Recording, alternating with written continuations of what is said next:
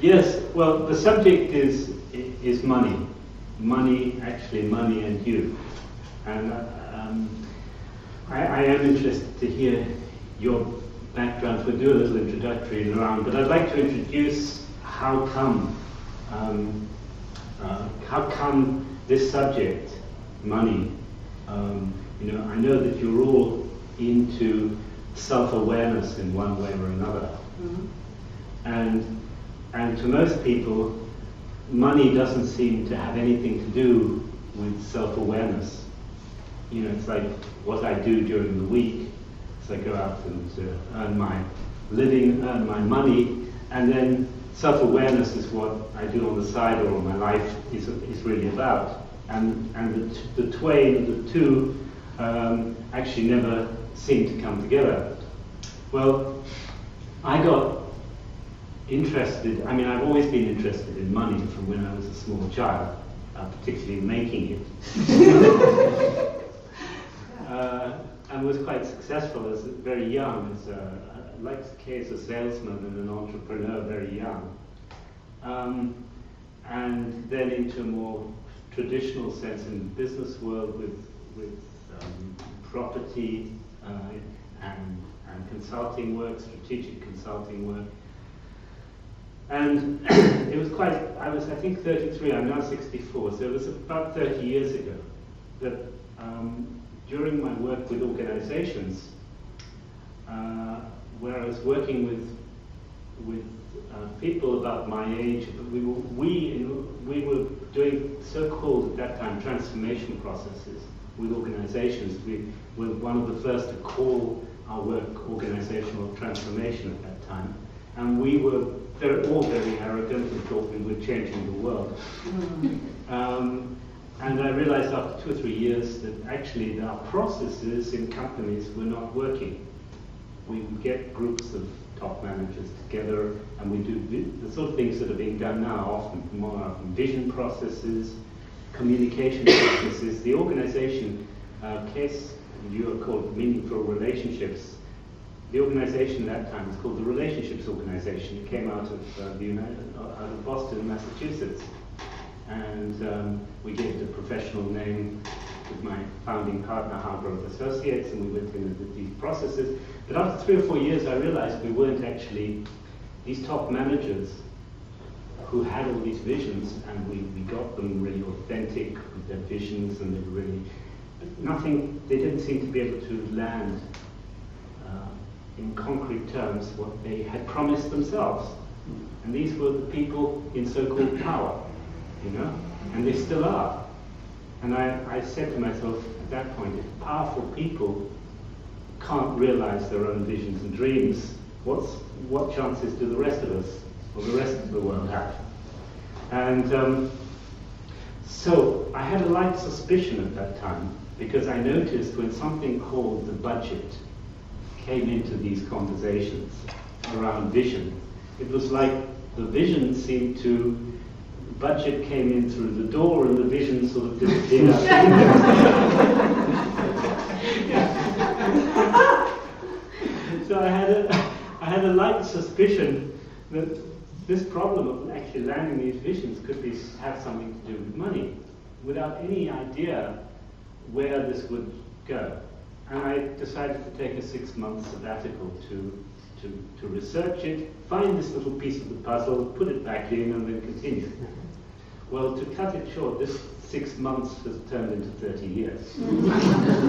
Because this little piece of the puzzle started, when I started focusing on it, it started growing and growing and growing and growing. And then I realized it was really not a little piece of the puzzle, it was the context of the whole puzzle, in fact.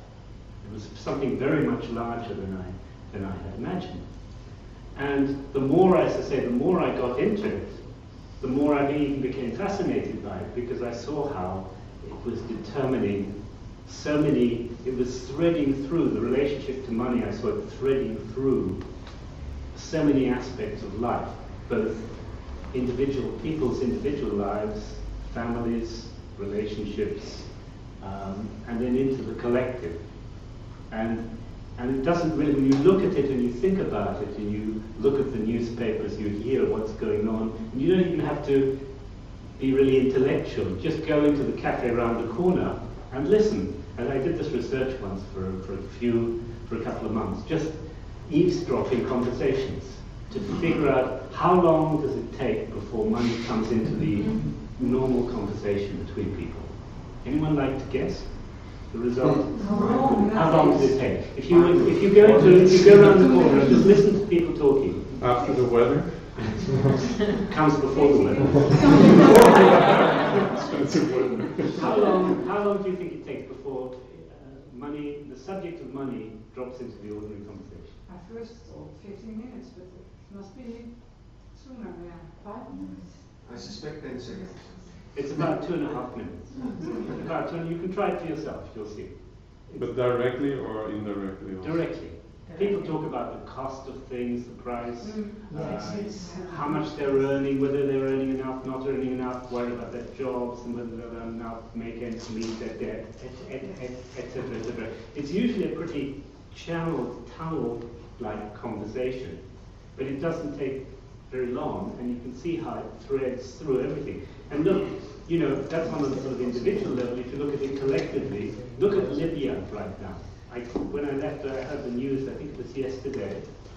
The first thing that happens with Libya is, now that it seems that Gaddafi has left, is that 60 top diplomats meet in, where was it, Paris yesterday? And it's all about money. The first thing they're going to do is throw money at Libya, as if that's going to be the solution. So money, whenever a big problem occurs, a hurricane, what's the first thing you hear? How much damage has occurred, but not in terms of numbers of trees uprooted. There's somebody somewhere that calculates how much the hurricane has cost. So it's, all the problems are reduced to money, and then all the solutions are reduced to money, as if that's the problem and that's the solution. So, as I say, it's about 30 years ago I became first really aware of this and fascinated, and then I started to want to understand how it affects us and how we affect money. Particularly what does money do with me, and my relationship to money do with me. And I thought this must have been studied somewhere. So I went to my business school, I went to universities, and to my absolute astonishment, I saw that this had never actually been studied. And if you go to business schools and to universities now, you will find that it still hasn't been studied. In fact, this is the only place you'll find it's being studied. This empirical research work has, by and large, there are 3 or 4 other people I've discovered in the world who've been doing some parallel study, but otherwise it's still a pretty blank slate. So you're amongst the first pioneers here still, even though. So I started to study. First of all, study my own relationship, and I didn't understand myself at all. So I gathered a few friends like you around me and said, let's do things, let's play a little bit with money and see what happens. And immediately I took money out of my pocket and we started to move it around. I saw people getting very excited. I thought, well, how do you explain this excitement? And to cut a long story short again, it took 7 years research with a lot of small groups to figure out what was going on, why we are, let's put it in another frame, so emotionally moved by the subject, very, very easily. And you will understand why. It's very easy to explain when you have a frame for it. So after 7 years, I suddenly came to a point, and I'll explain that in about 15 or 20 minutes, you'll understand it here. And then came the question, well, what do we, now the understanding is here, and we can diagnose, and it's possible to diagnose each person's relationship with money here. And you'll discover, and you'll be quite amused, I think, that each of you has a very individual and different relationship with money, because, And because it tends to be a taboo, relatively taboo subject, it's not something we generally research or have put on the table in front of other people, so we don't actually know how funny and how individual our own relationship to money is. I was in Canada, I was in Quebec, I travel a fair amount with this work now. I was in Quebec doing this work in a convent, and with a group of about 20 people, and one of the nuns came to me at lunchtime and said, "What are you doing in there? Are you teaching, is this a laughing seminar?" I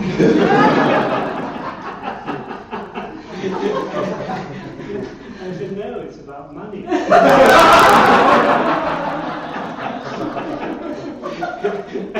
She didn't understand the word anymore.